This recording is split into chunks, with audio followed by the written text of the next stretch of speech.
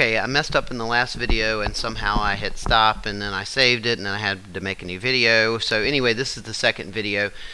Finishing up problem number 114. I went back and checked my work and everything is fine.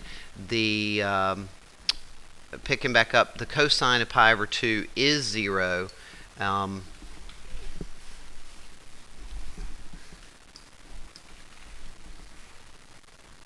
Cosine of pi over 2 is 0, and we know that division by 0 is undefined, so this problem is undefined. In other words, there is no derivative at pi over 2, so that problem is just fine.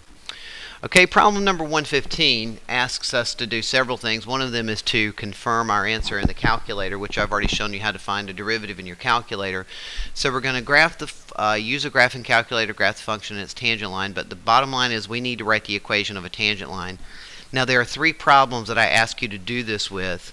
So 115, 117, and number 119, out of those three, as well as number 122, so there are four problems. I'm just going to do one of those because they're all done the same way. The big idea is finding the derivative. Now we'll find the derivative or set up the derivative in number 115. The derivative would be 1/2 of that quantity to the negative 1/2 times the derivative of the inside, which would be 6x, and then I'm going to find f prime of 3, and that's going to give me the slope of the tangent line.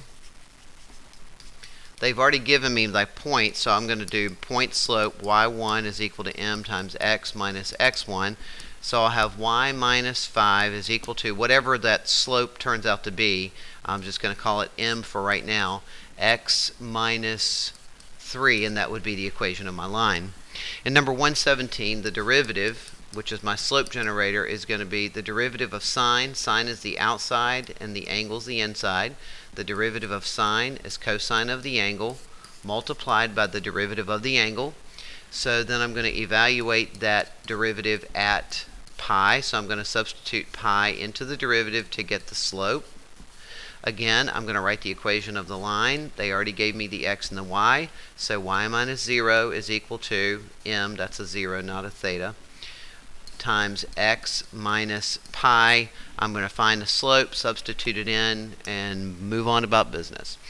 I will do we'll set up 119.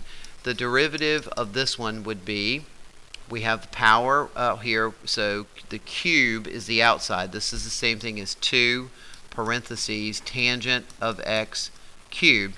So applying the power rule will give me 6 tangent, decrease the power by 1 of x.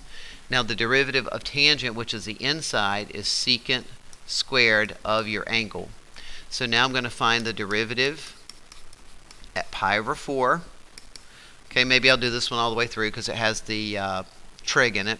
So that would be 6 times the tangent of pi over 4 squared. Now the tangent of pi over 4, hopefully you remember, since they have the same sine and cosine, is 1. And I'm supposed to square that. So again, I took the tangent of pi over 4, then I'm going to square. Same thing with secant. I'm going to take the secant of pi over 4. Now remember, secant is 1 over cosine.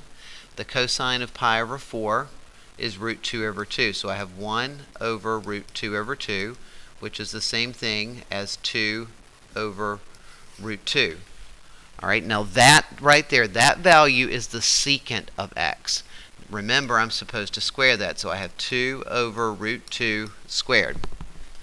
So the derivative, which is my slope, is going to be 6 times 1 is 6, multiplied by 2 squared is 4.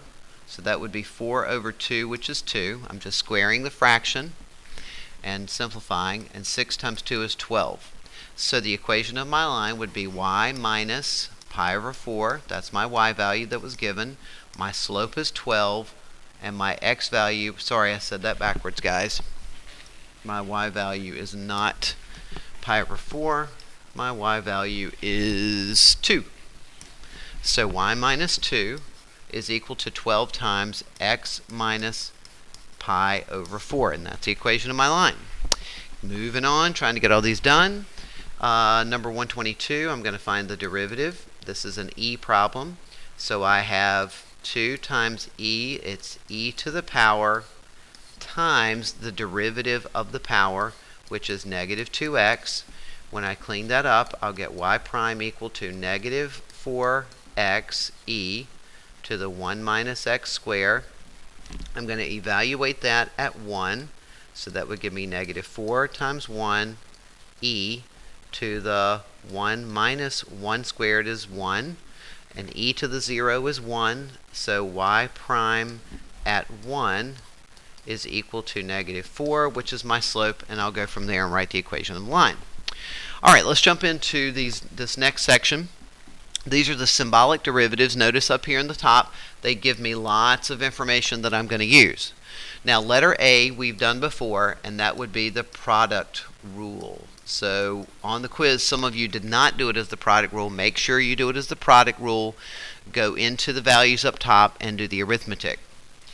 Letter B is new. That's my chain rule. They're asking me to find the derivative of a composition of functions, a function inside of a function.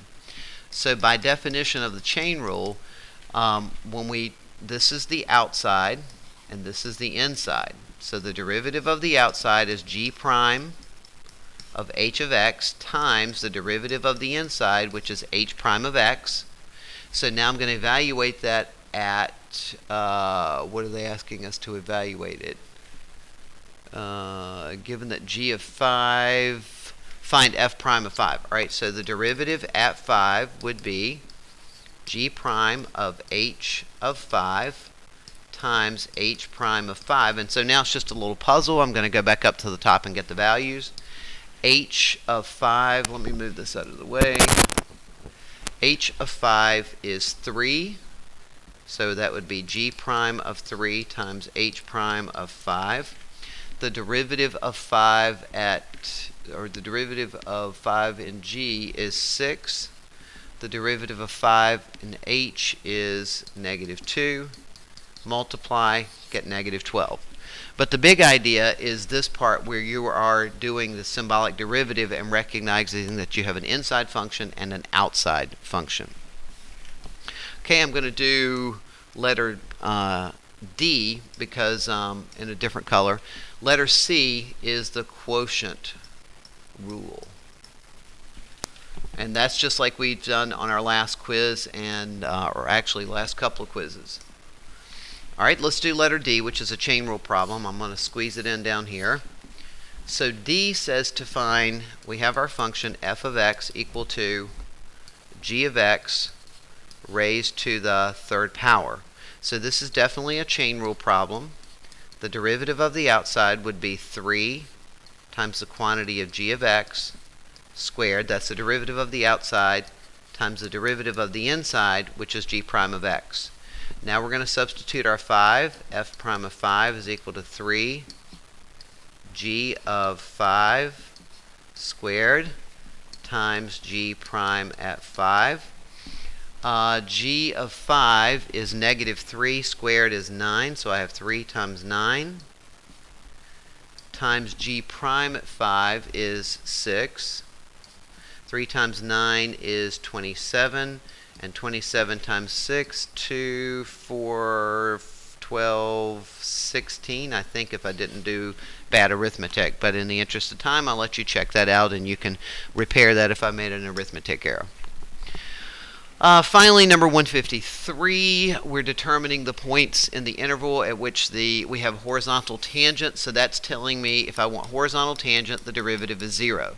So job number 1 is to find the derivative, which is going to be the derivative of cosine is negative sine, so we get 2 negative sine x. The derivative of sine 2x, the derivative of sine is cosine of the angle times the derivative of the angle. I'm going to set that equal to 0, so I get negative 2 sine x plus 2 cosine 2x equal to 0. Now I'm going to divide everything by 2 just to get rid of the coefficients, and I'll have negative sine x plus cosine 2x equal to 0. Now once we get to this point, that sends us back to pre-cal. We're going to need an identity. We're going to need to replace cosine of 2x with something that is in terms of sine. So I'm going to need to rewrite that. So I'll get negative sine of x plus. Now, you learned last year in pre-cal the double angle formulas, and there are like 3 variations of cosine of 2x. If you have forgotten those, which is highly likely, you can actually look them up. They're on the back cover of your textbook. But I'm going to replace cosine of 2x with 1 minus 2 sine square x. And that's a double angle replacement that you learned last year. All right, now the fun begins. This is basically a quadratic, so I get negative 2. I'm going to put it in descending order. Sine square x minus sine x plus 1 equals 0.